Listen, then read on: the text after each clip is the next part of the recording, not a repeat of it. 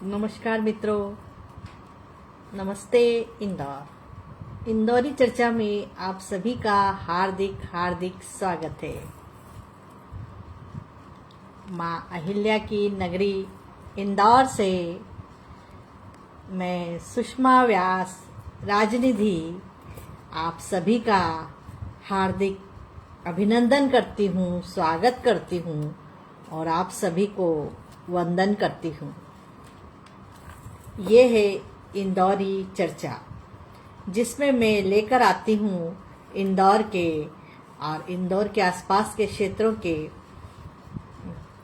लेखकों का, रचनाकारों की रचनाएं और उनका परिचय, और उनके किताबों से, उनकी रचनाओं से आपका परिचय कराती हूँ। अगर आप जुड़ जाएं तो कृपया मुझे ज़रूर बताएं और मुझे ये भी बताएं कि मेरी आवाज़ आ रही है या नहीं आ रही है। मैं आप सभी का हार्दिक अभिनंदन करती हूँ।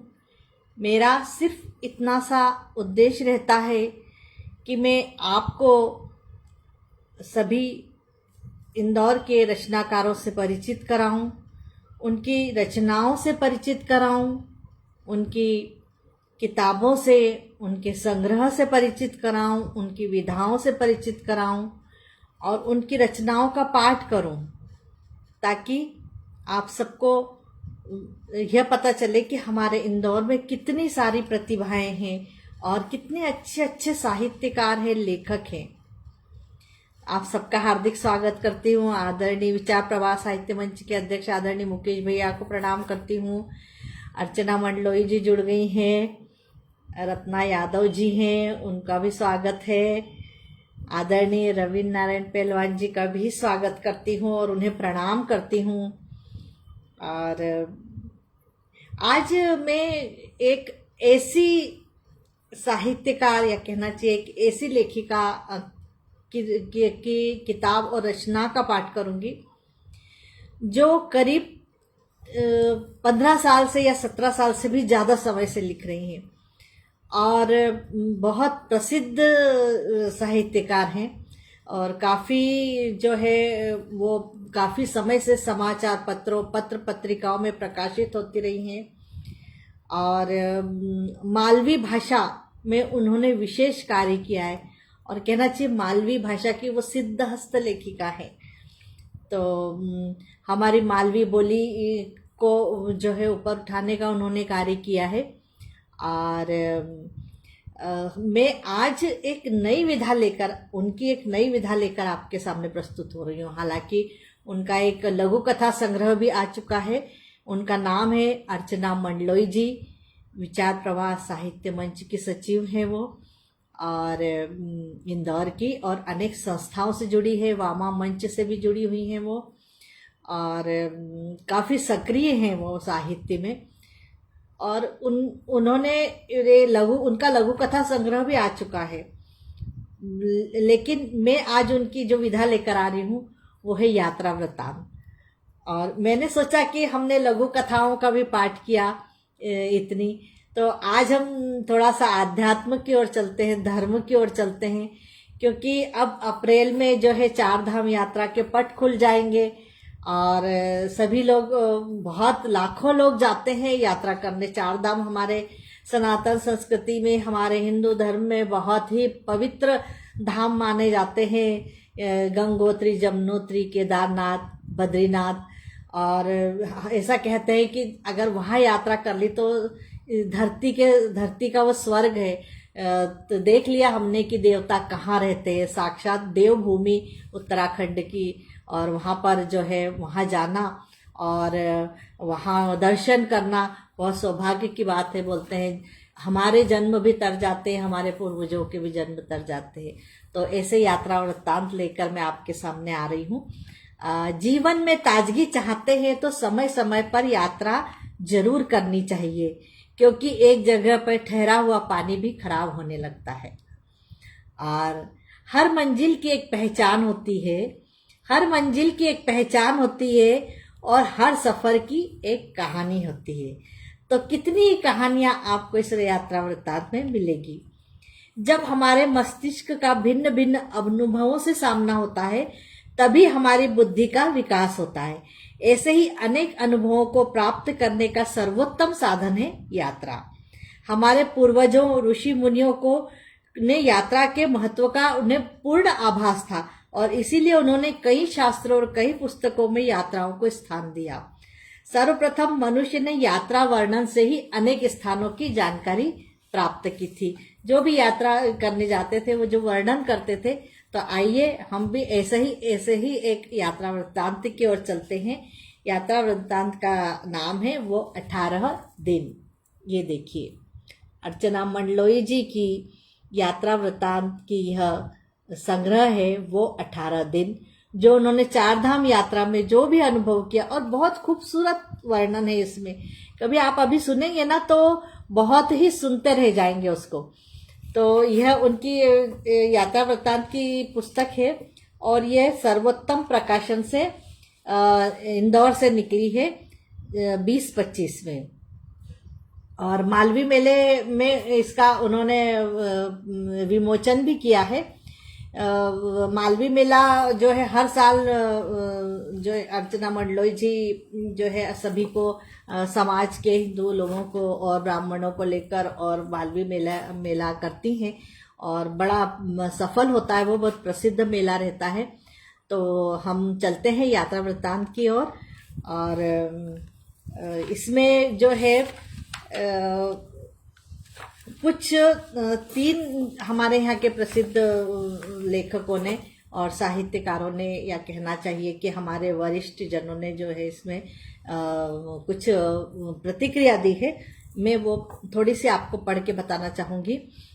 साहित्य अकादमी के निर्देशक आदरणीय विकास दवे जी ने उनके इस जो है ग्रंथ के बारे में, हमें इसे ग्रंथ कहेंगे या पोथी कहेंगे क्योंकि हम इसे संग्रह नहीं कहेंगे। जब हम अध्यात्म पर कुछ लिखते हैं तो वह ग्रंथ हो जाता है और वह पोथी हो जाती है। हाँ, बहुत सुंदर आवरण पृष्ठ है देवेंद्र भैया।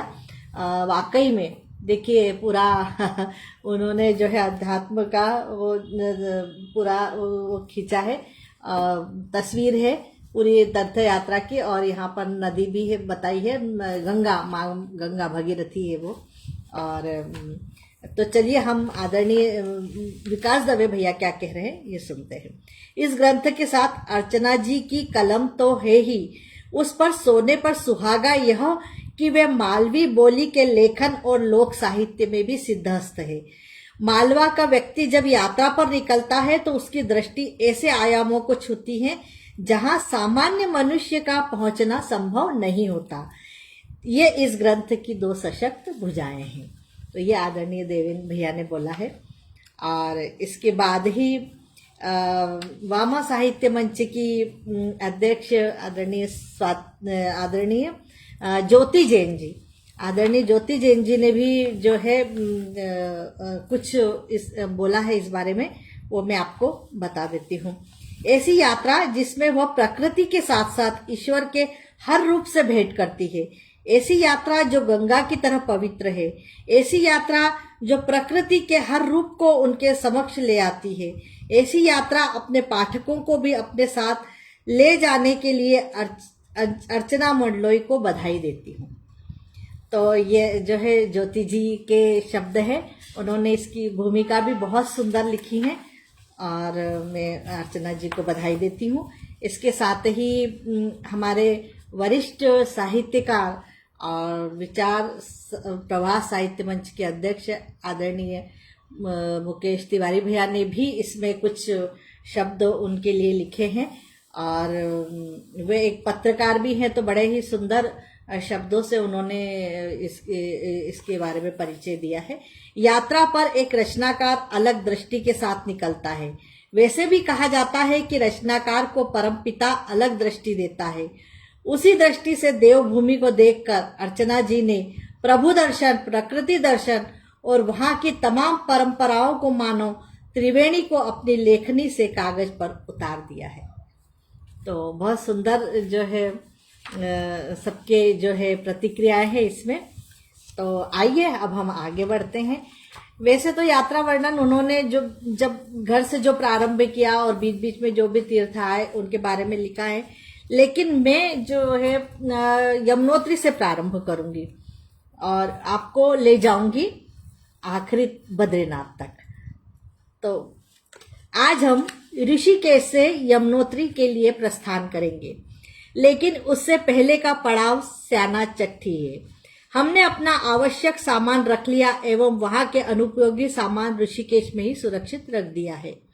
आज हम धरती के स्वर्ग की यात्रा करने वाले हैं।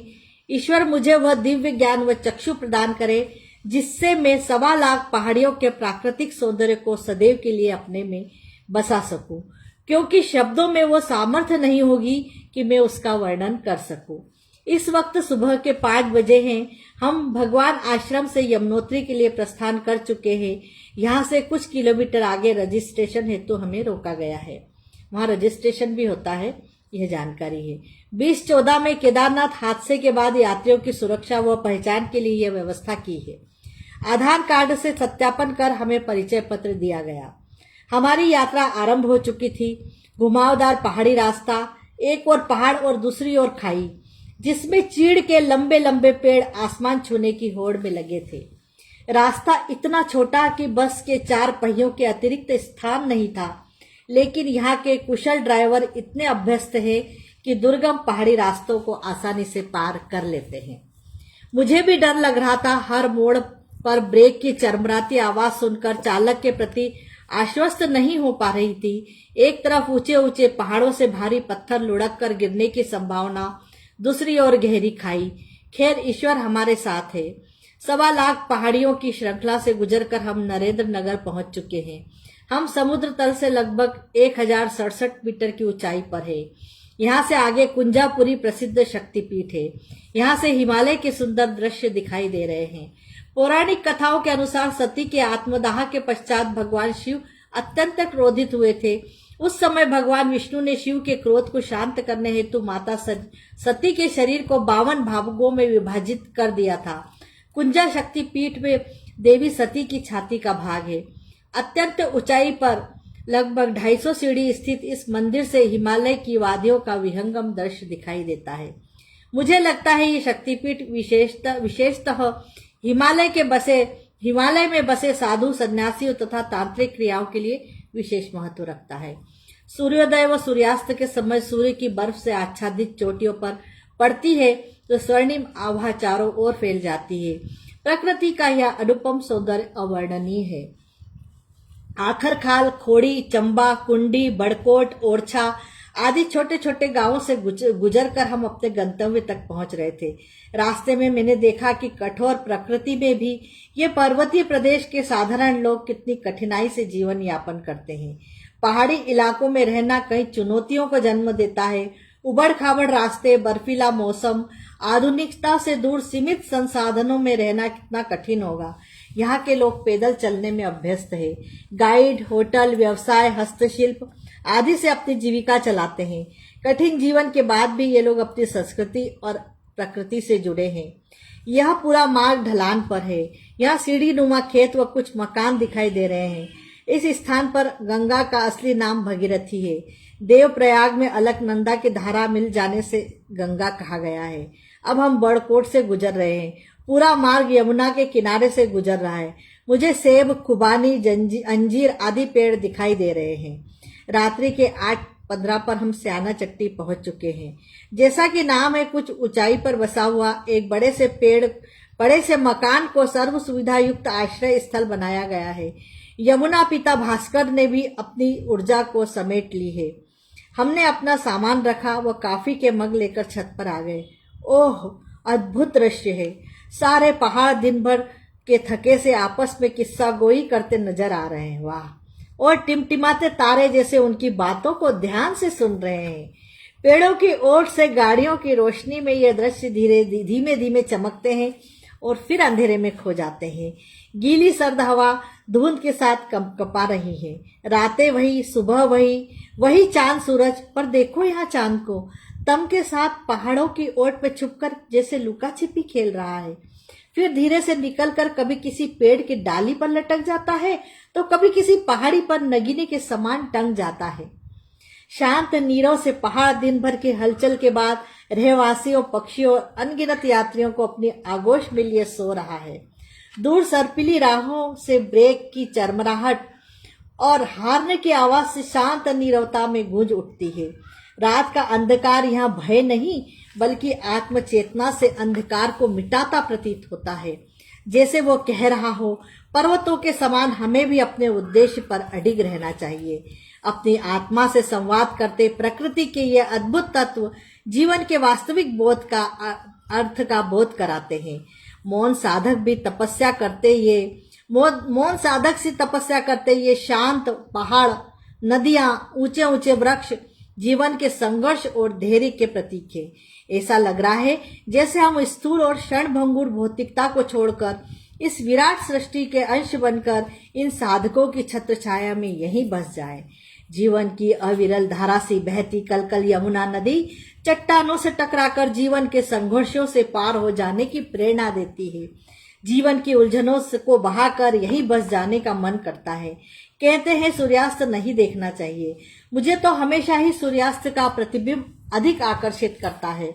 प्रारंभ और अंत का यह खेल हर बार नई शुरुआत के द्वार भी खोलता है। बहुत सुंदर। मन की शांति, भौतिकता के बंधन से मुक्ति और प्रकृति को एक नवीन दृष्टिकोण से देखना हो तो स्याना चट्टी उपयुक्त स्थान है।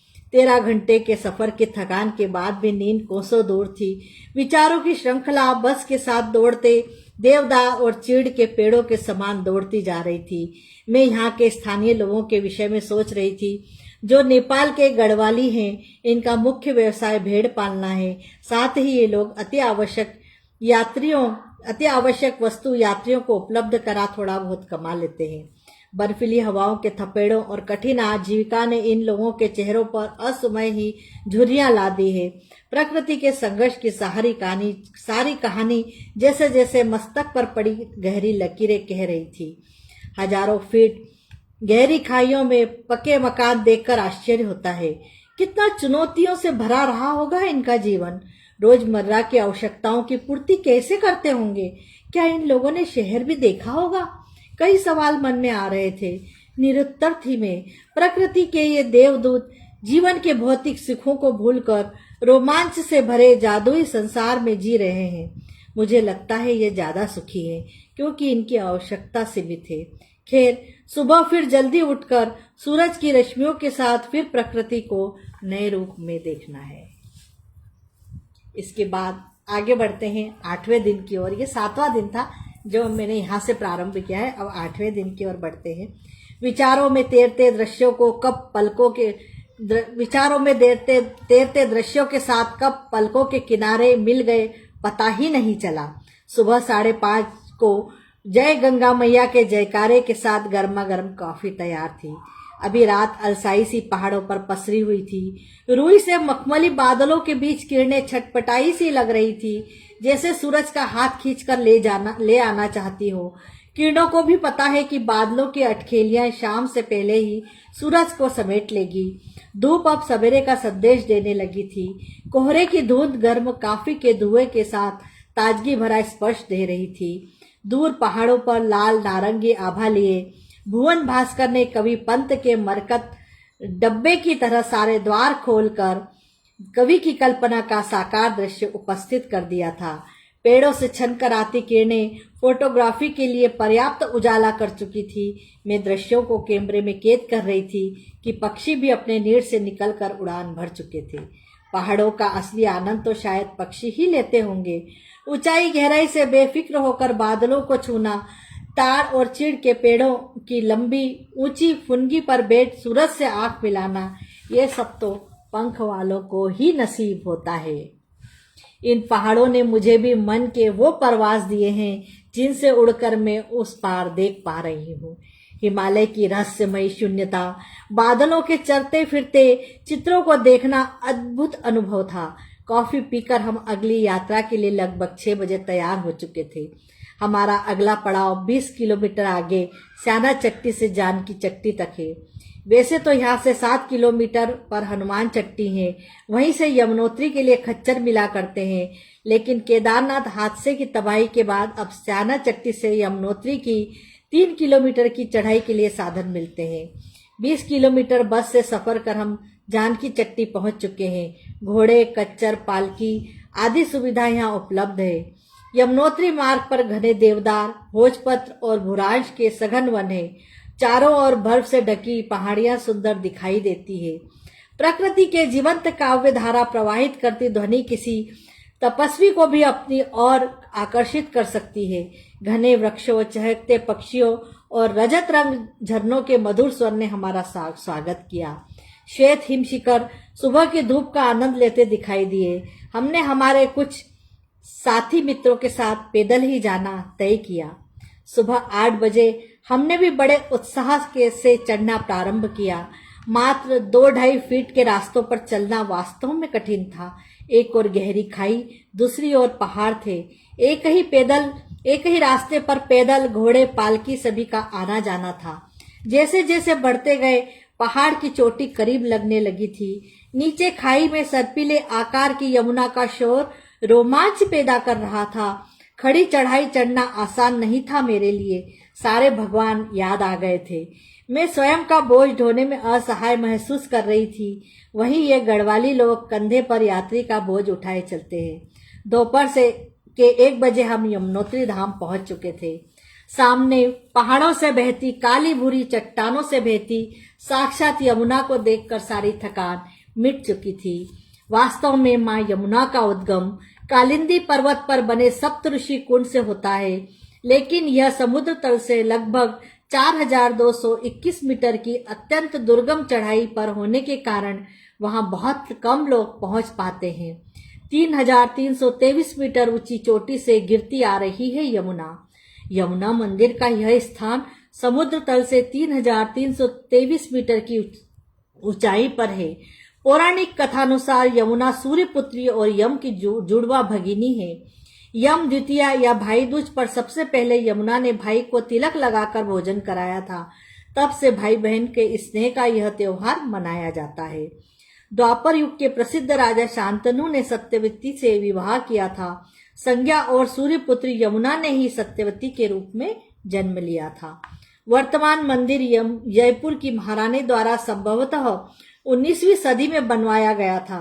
मां यमुना के मंदिर व पहाड़ों से गिरती जलधारा के संबंध में एक और की वदंती प्रचलित है कि असित ऋषि वृद्धावस्था के कारण यमुना के उद्गम स्थल तक नहीं जा पा रहे थे। उनकी श्रद्धा के कारण या मां यमुना उनकी कुटिया में ही प्रकट हो गई। वर्तमान में यही स्थान यमुनोत्री धाम के नाम से प्रसिद्ध है। हमारे सामने कालिंदी पर्वत की गोद से उतरी यमुना बह रही थी। गंगा और यमुना दोनों उत्तर हिमालय से निकली बहनें हैं। यमुना हिमालय से निकली, बंदरपूछ से निकल पश्चिम की ओर निकल उत्तर की ओर चली गई, जो यमुनोत्री तीर्थ बन गया, जहां यमुना का मंदिर व गर्म पानी के कुंड है। मंदिर का निर्माण टेहरी नरेश महाराजा प्रताप शाह ने करवाया था। काले संगमरमर से निर्मित मूर्ति आकर्षक है। हमने गर्म पानी के कुंड में स्नान किया व मंदिर में पूजा अर्चना की।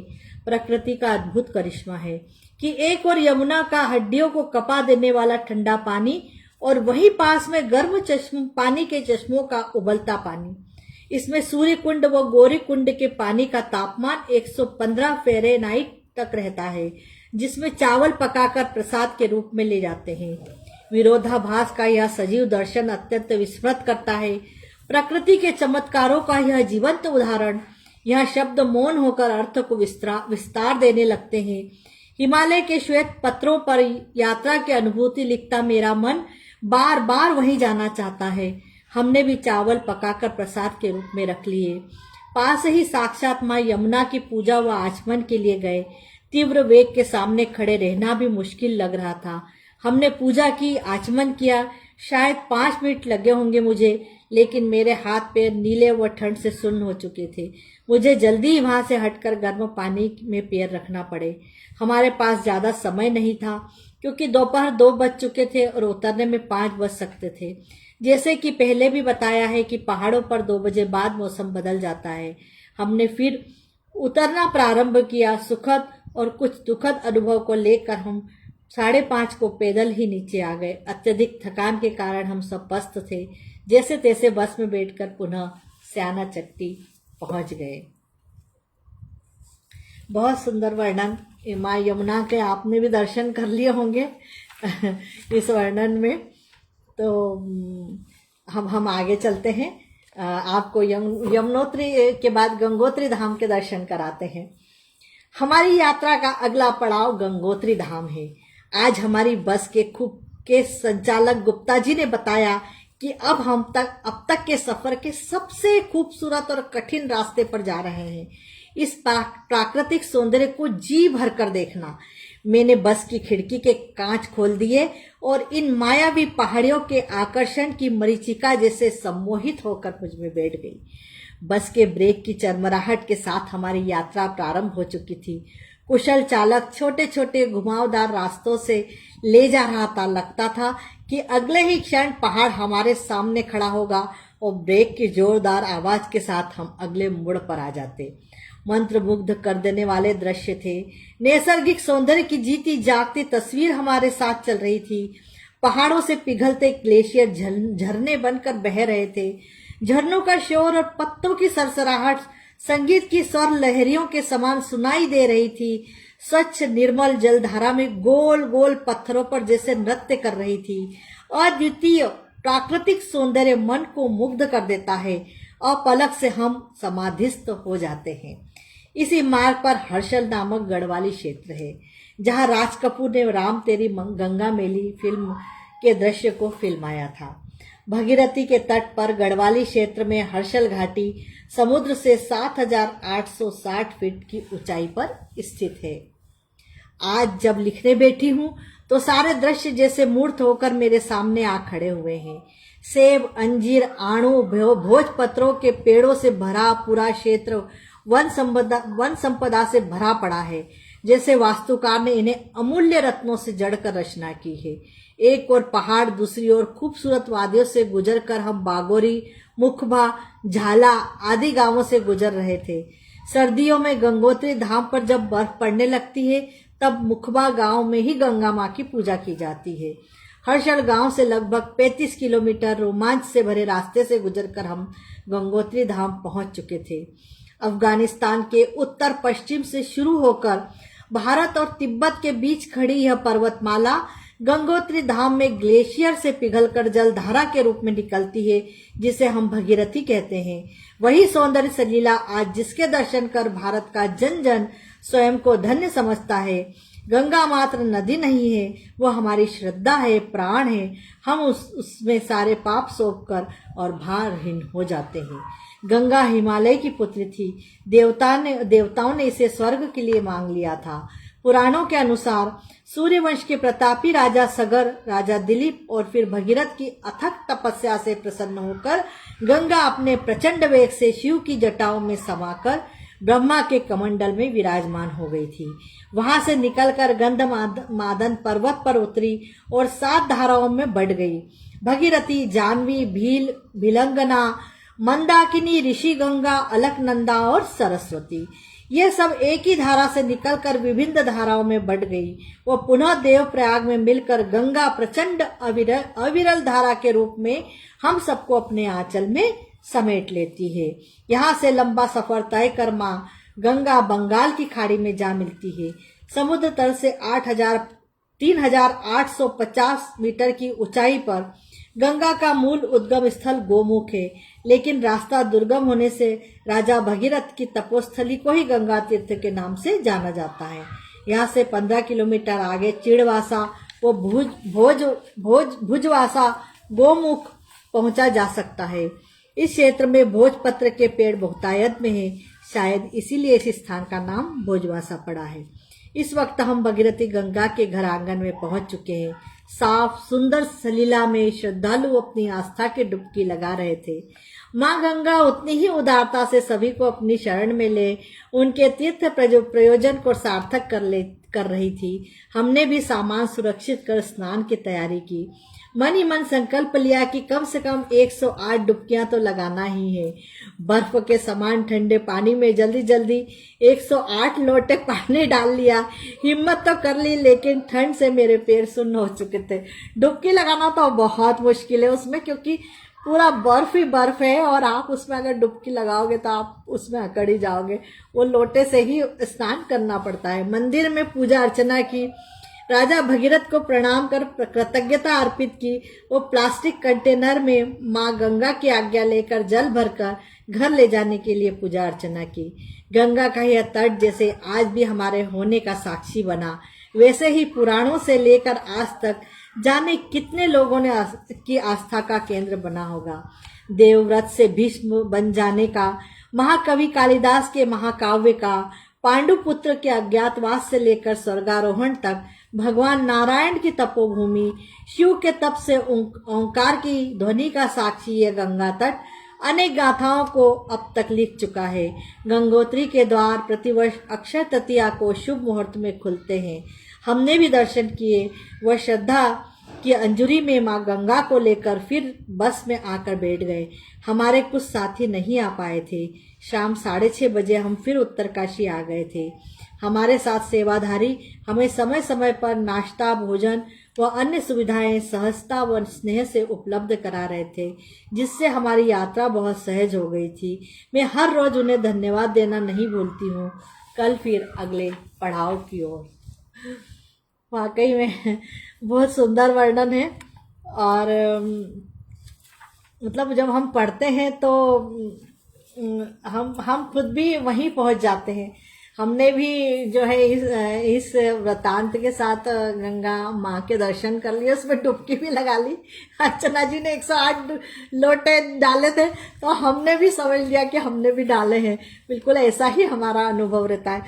तो बहुत सुंदर है। अब हम आगे चलते हैं। सुबह 6 बजे हम भगवान नारायण के धाम की ओर निकल गए। अब हम जा रहे हैं बद्रीनाथ जी, है ना। तो बहुत बद्रीनाथ के हम दर्शन करेंगे। और फिर उसके बाद जो है शायद बद्रीनाथ के दर्शन, हाँ, नारायण धाम की ओर जाएंगे पहले। तो सुबह 6 बजे हम भगवान नारायण के धाम की ओर निकल गए। भुवन भास्कर अपनी सहस्त्र किरणों के साथ हमारी यात्रा के सहभागी बन तैयार थे। दूर पहाड़ों पर बर्फ के फूल जड़े थे। आज मेरे कहने के प्रयास में शब्दों का अभाव महसूस कर रही हूँ। हर रोज पहले से ज्यादा सौंदर्य और पहले से ज्यादा खूबसूरत रास्ते। अभी तक के यात्रा मार्ग से यहाँ की सड़क अपेक्षाकृत चौड़ी है। रास्ते में साधु संतों के दर्शन भी होने लगे हैं। चारों ओर देवदार के हरे भरे पेड़ हैं। ऊंचे ऊंचे इन पेड़ों के टकराने से कई स्थानों पर दावाग्नि से धुआं उठ रहा है। लेकिन अच्छी बात यह है कि शाम होते ही ठंडक और हिमकणों के कारण शांत होने लगती है। रास्ते दौड़ रहे थे और मैं सोच रही थी कि इहलोक और परलोक के बीच मोक्ष की लालसा और स्वर्ग की प्राप्ति का भाव हर सनातनी मनुष्य को धर्म से जोड़े रखता है। अनदेखे स्वर्ग का अभिलाषी मनुष्य वो अदृश्य शक्ति जिसे हम ईश्वर कहते हैं, उस पर अटूट आस्था रख तीर्थ स्थलों पर जाते हैं। बद्रीनाथ धाम को भू बैकुंठ धाम भी कहा जाता है, जो भगवान विष्णु का निवास स्थान है। मान्यता है कि यहाँ आकर पाप से मुक्त होकर मोक्ष की प्राप्ति होती है। मेरा प्रयोजन मोक्ष की प्राप्ति नहीं, बल्कि भारत के प्राकृतिक सौंदर्य और हमारी धार्मिक आस्था के केंद्र प्रसिद्ध तीर्थ स्थलों के दर्शन करना है। मेरा मानना है कि तीर्थ यात्रा हो या देशाटन, चाहे फिर वो प्राकृतिक, ऐतिहासिक या फिर धार्मिक स्थल हो, यात्रा हमें आत्मीय रूप से जीवन के नवीन आयामों से गुजारती है।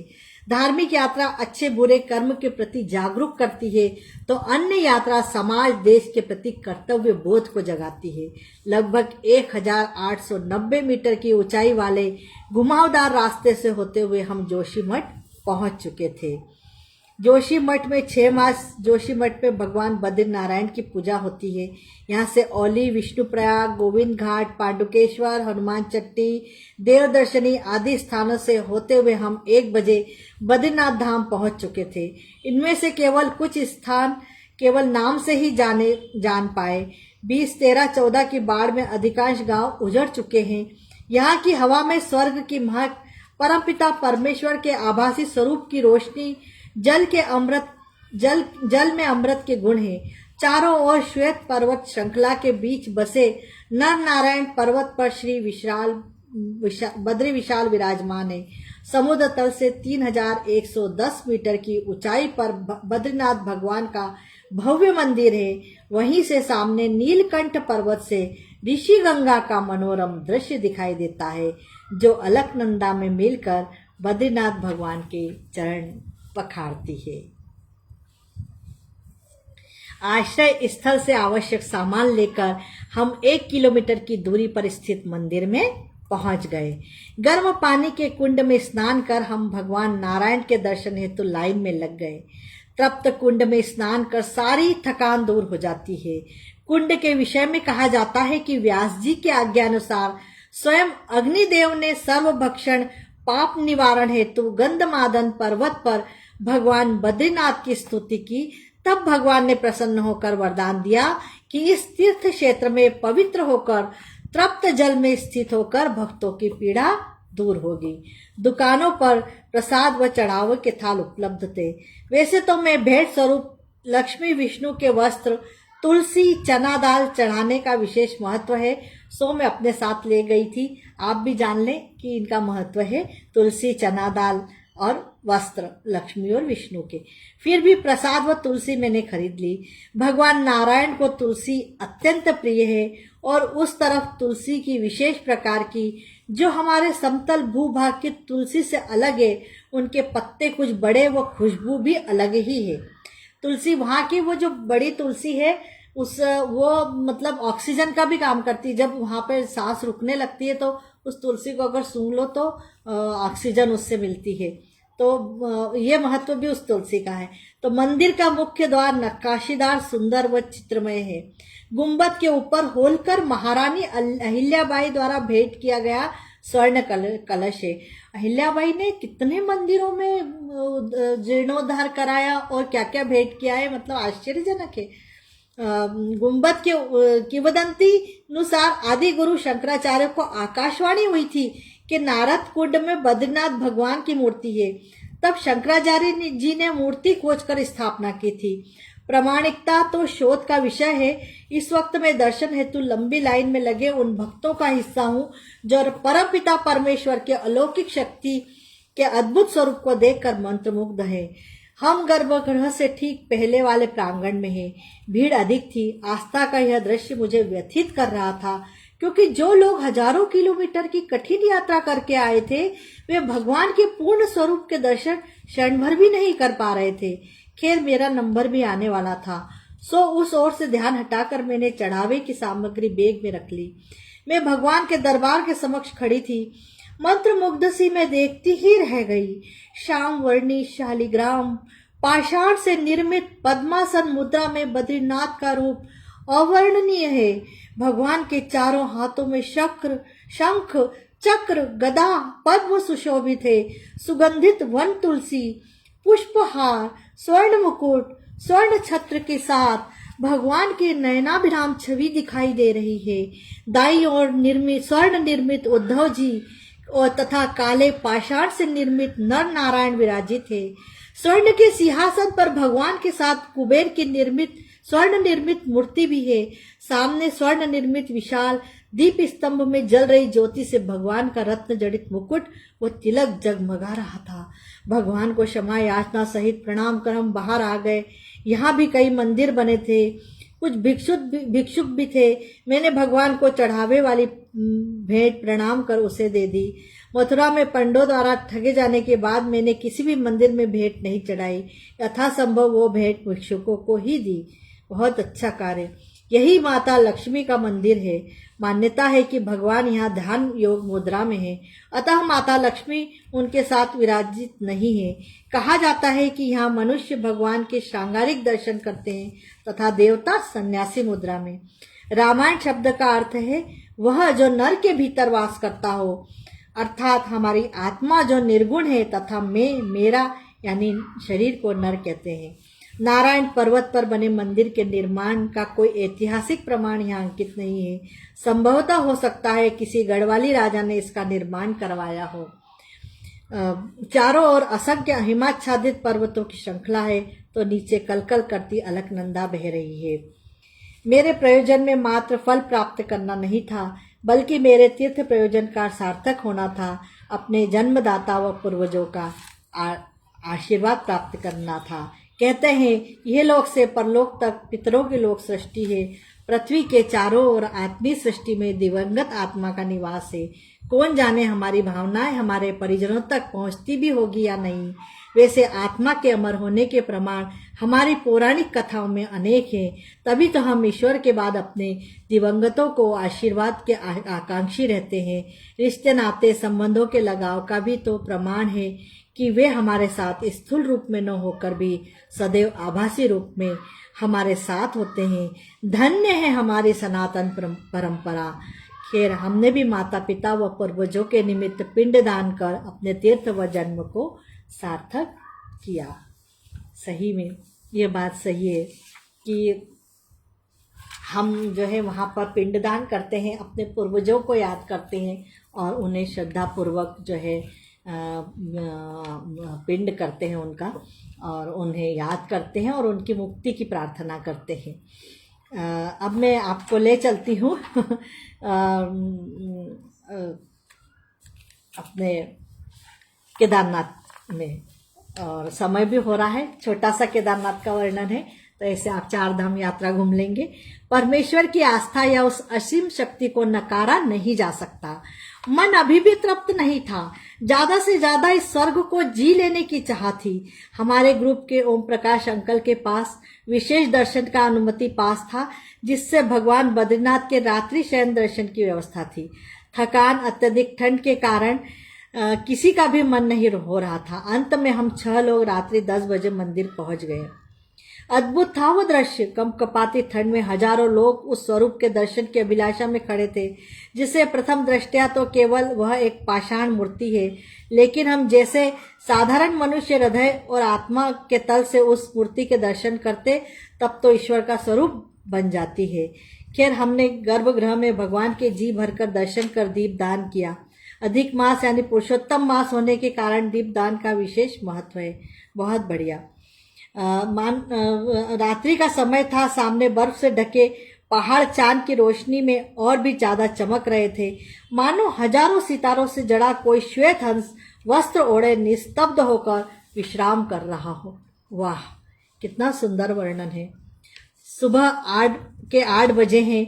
हम बद्रीनाथ से गुप्तकाशी के लिए रवाना हो गए हैं। आज हमारी केदारनाथ यात्रा प्रारंभ होगी।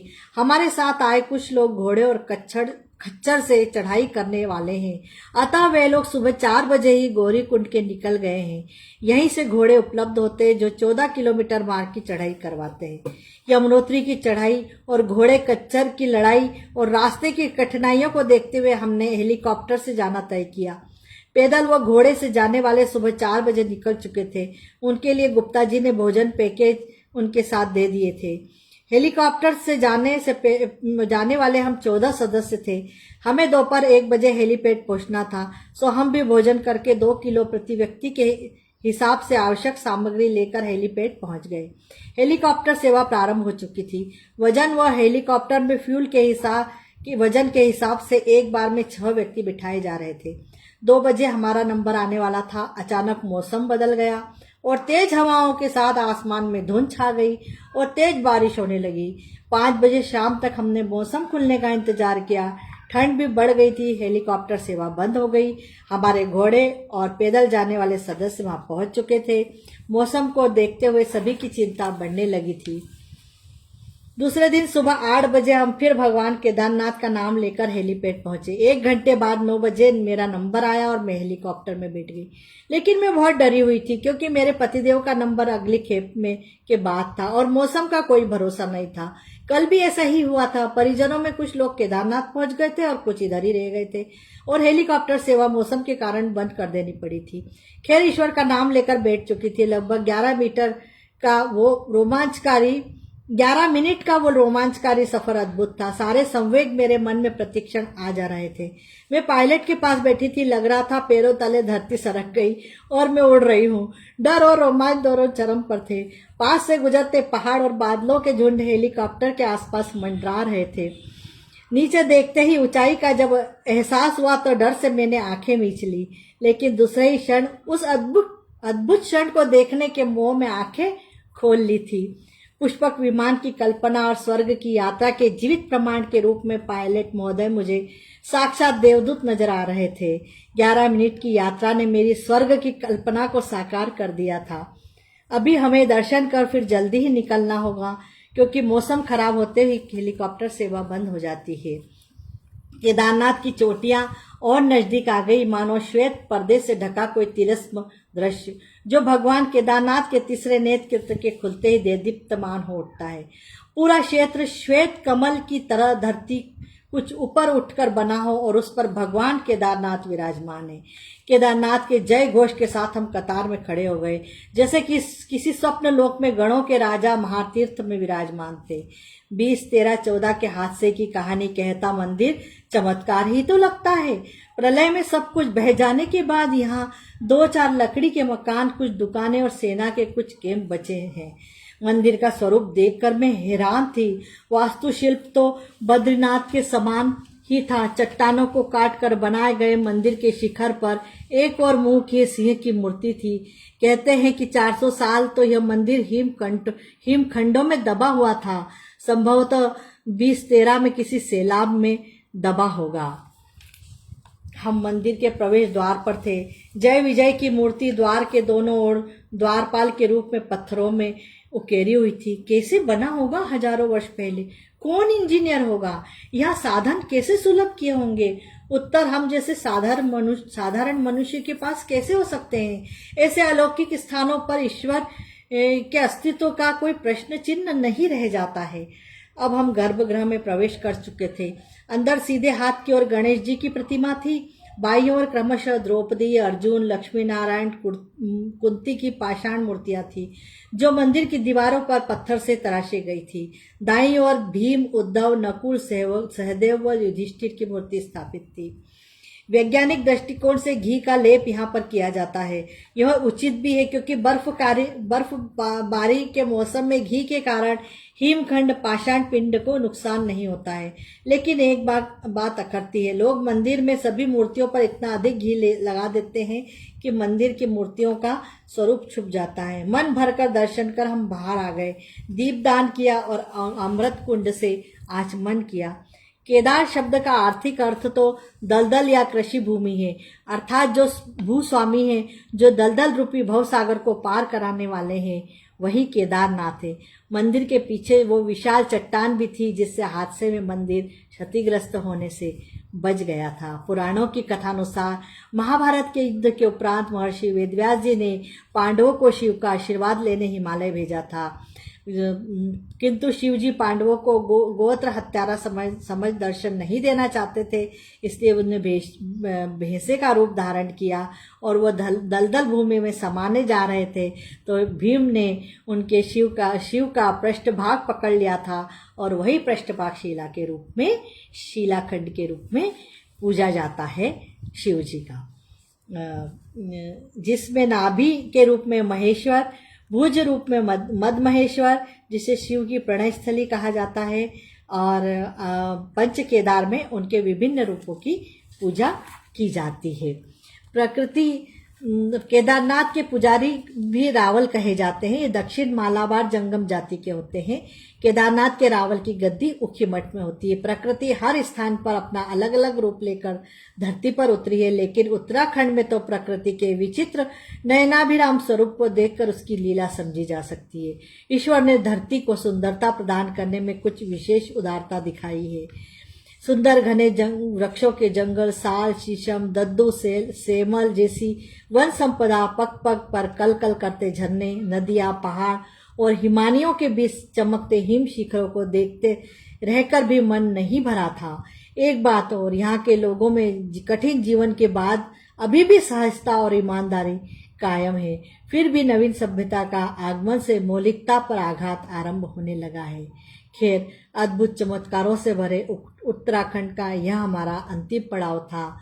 2 बजे दोपहर हम हेलीकॉप्टर से फिर उत्तरकाशी आ गए। तो मैंने आपको चारों धाम के जो है यात्रा कराई है लेखनी के माध्यम से, और वो लेखनी है हमारे यहाँ की लेखिका साहित्यकार अर्चना मंडलोई जी। और आप समझ चुके होंगे कि मैंने ये तो कुछ थोड़ा सा ही आपको वर्णन बताया है, तो पूरी जो पोथी है, मैं तो इसे पोथी ही कहूंगी, वो कितनी अद्भुत वर्णन से भरी होगी कि अगर आप एक बार उसे हाथ में लेंगे ना तो आप उसे पूरी करके ही छोड़ेंगे। तो बिल्कुल आप, और सबसे बड़ी बात यह है कि इस पे उन्होंने कोई इस पे वो नहीं है, इस पे प्राइस नहीं है, इस पे कोई लिखा हुआ नहीं है कि इसका मूल्य क्या है। यानी सचमुच ये पोथी है, और अगर आपको चाहिए तो आपको अर्चना जी से संपर्क करना पड़ेगा।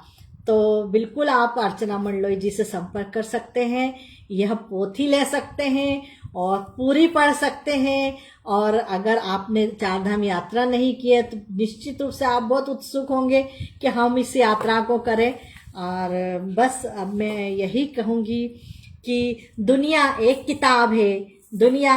किताब है, और जो लोग यात्रा नहीं करते वो केवल एक पेज